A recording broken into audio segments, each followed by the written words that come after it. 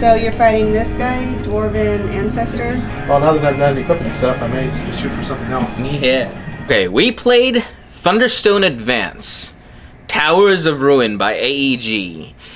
It's a deck-building game with a role-playing sort of dungeon crawl aspect thrown in. It plays very similar to, I'd say, Dominion, but that dungeon crawl aspect is what's new for Thunderstone.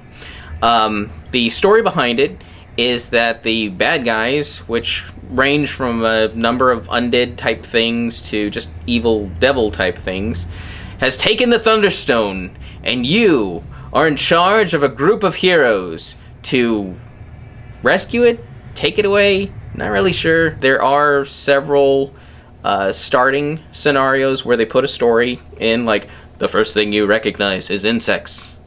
Only insects are left when the undead come.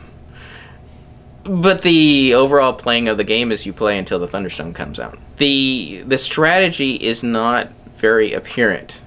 In fact, it'll force you to, like, destroy cards that you think are helpful, but in actuality what you're doing is culling your deck to make a very efficient deck.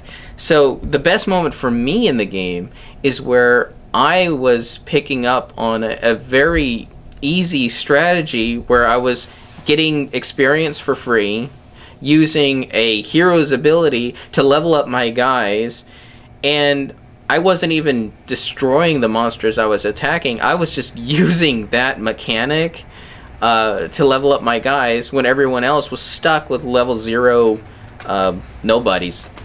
At first, I wasn't crazy about the game. You see something and you think, well, that's kind of stupid. But after the game, I was thinking, that isn't stupid. That's actually very smart. And I would have looked smarter at the end of the game. And it's that kind of depth that I feel players will really gravitate towards to enjoy the game. Now, I've only played Dominion and all of its expansions. I haven't played many other deck-building games.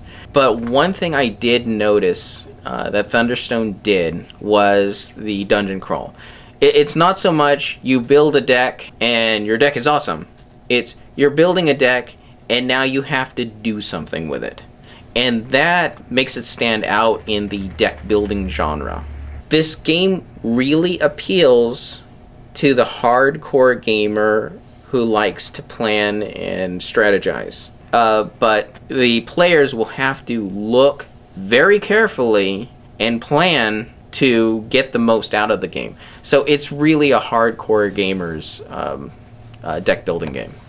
As far as expansions, I think they're doing exactly what I want to see. I want to see more heroes with different abilities, more equipment that does interesting stuff, different monsters that attack in different ways, and they're actually firing on all cylinders, which is why I imagine it has a good following for gamers.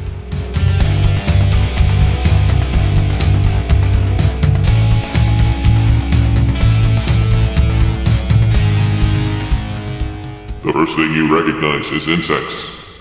Only insects are left when the undead come.